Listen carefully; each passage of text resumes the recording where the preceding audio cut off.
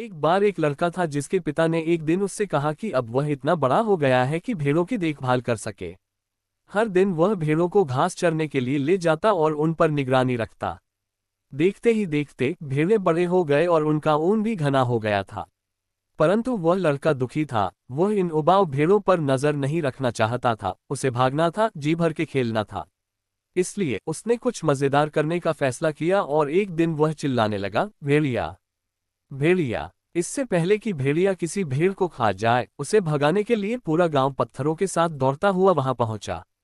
जब उन्होंने देखा कि वहां कोई भेड़िया नहीं है, तब वे उसे डांटते फटकारते हुए वहां से निकल गए कि कैसे वह उनका समय बर्बाद कर रहा था और बिना वजह के डरा भी रहा था। अगले दिन लड़का फिर चिल्लाया, भेड़िया, भेड़िया, और गांव वाले फिर से उस भेड़िए को भगाने के लिए दौड़ते हुए वहां पहुंचे। लड़का उसने पैदा किए डर पर हंस रहा था और गांव वाले वहां से निकल गए और उनमें से कुछ औरों से ज्यादा क्रोधित थे।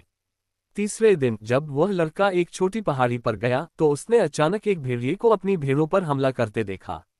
वह जितना हो सके उतने जोर से चिल्लाया, भेड़िया, भेड़िया, भेड़िया, भेड़िया। लेकिन इस बार कोई गांव वाला उसके भेड़ों को बचाने नहीं आया क्योंकि उन्हें लगा कि वह फिर से मजाक कर रहा है।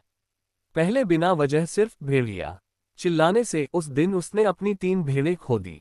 कहानी से मिली सीख, लोगों का ध्यान आकर्षित करने के लिए कहानियां न बनाएं क्योंकि ऐसा करने से जब आपको वाकई में जरूरत होगी तब आपकी मदद करने के लिए कोई नहीं आएगा।